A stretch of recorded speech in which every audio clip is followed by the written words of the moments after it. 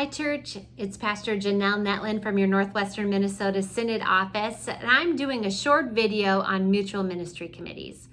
Here in the Northwest Minnesota Synod office, we have two documents that refer to this mutual ministry. One is in the Model Constitution for Congregations, that's in Chapter 13, and also in the Defined Compensation Guidelines, that's on page 12. And it gives some definition to the reason and the purpose of a mutual ministry committee. This is intended for rostered ministers and in some places even staff in congregations and a group of lay people that form what's called a mutual ministry committee.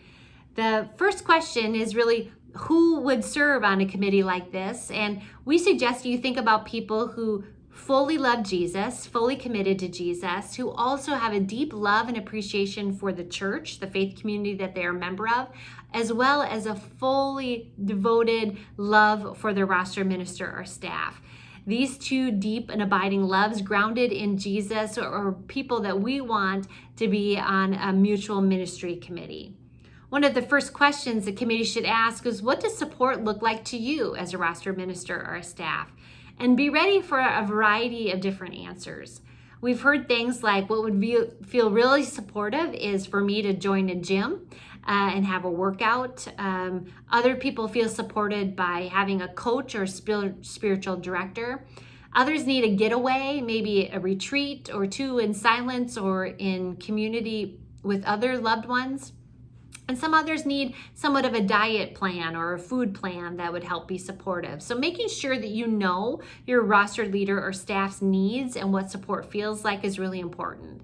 That is in addition to a committee that is set aside to do exactly the work of mutual ministry, which means providing a confidential space for open communication, a place that is safe to debrief tough situations as well as brainstorm changes and new programs, to share concerns, not to solve problems, but to share concerns both personally and professionally.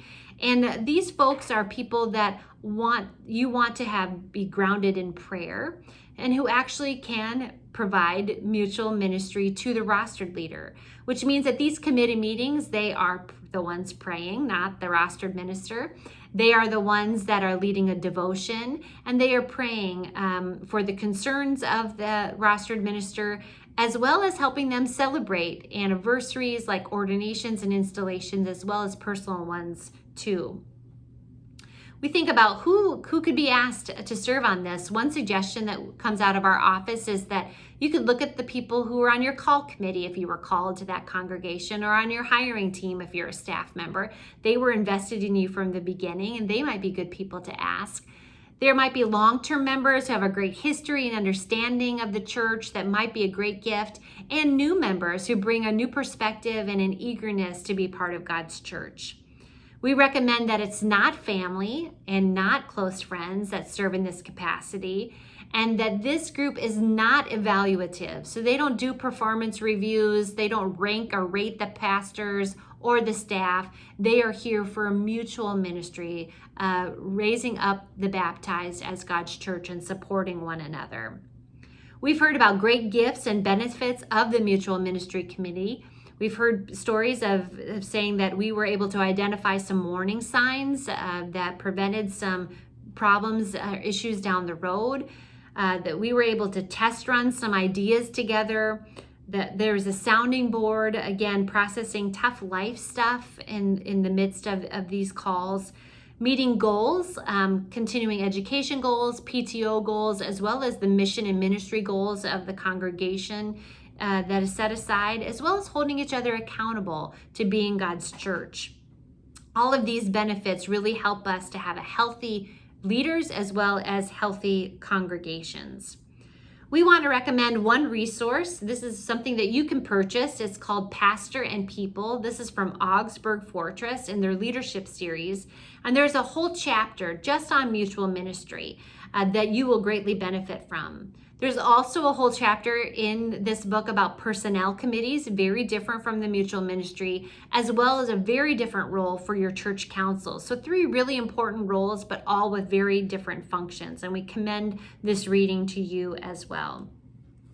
Down below this video, there are going to be some resources. There's a mutual ministry handout, as well as some samples that might help you get you started. There's also a section of frequently asked questions that we have put on there too. We hope that all of that is a resource for you. We pray that mutual ministry can be a gift to you and to the faith communities where you live and work and worship. And we hope that through this mutual ministry that we can also be a gift to one another.